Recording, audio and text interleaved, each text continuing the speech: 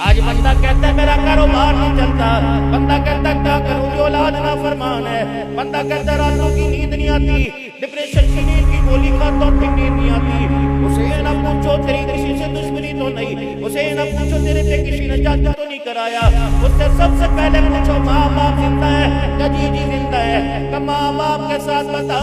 تیرے گفتگو کرنے کا، تیرے بات کرنے کا رویہ کیسا، ماں باپ غلام ہنس کے جاتا ہے یا رو کے جاتا ہے۔ رب اکبر کی قسم ہے اگر ماں باپ کی بات پر غصہ کر لیا تو ساری زندگی کے اندر ایک سانس بھی چین کا نہیں آئے گا۔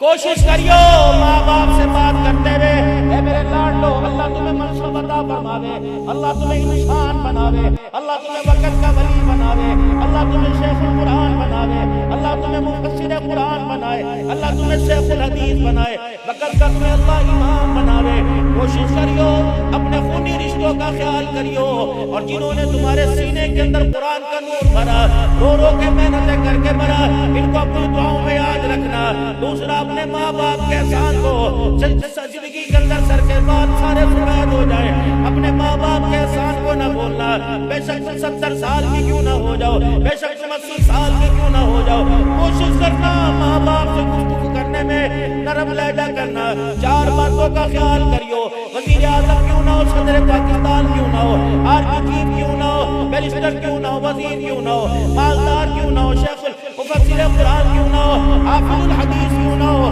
4 باتوں کا خیال کریو۔ اگر تیرے ماں باپ تیرے سے محو گفتگو ہو، اگر تیرے ماں باپ تیرے سے بات کریں، خبردار ماں باپ کے سامنے سینہ تان کے نہیں کھڑے ہونا، ماں باپ کو گھور گھور کے آنکھیں مٹکا مٹکا کے نہیں دیکھنا، ماں باپ کی بات کا جواب کندھے مٹکا مٹکا کے نہیں دینا۔ ماں باپ تیرے سے جتنا مرضی غصے میں بات کرے تمہیں نرم لہجے میں جواب دینا، غصے سے جواب نہ دینا۔ اگر ان 4 باتوں میں سے ایک چیز بھی تیرے نظر اندر نظر آ گئی، مجھے میری کبریائی کی قسم ہے میں تجھے ذلت کے ایسے گڑے میں پھینکوں گا قیامت تک تجھے ہاتھ پکڑ کے باہر نکالنے والا ہی کوئی نہیں آئے گا۔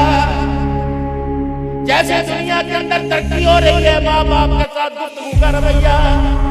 ماں باپ مر گئے اب کہتے ہیں مادی شان سنا، مادی شان سنا، کیوں سناؤں؟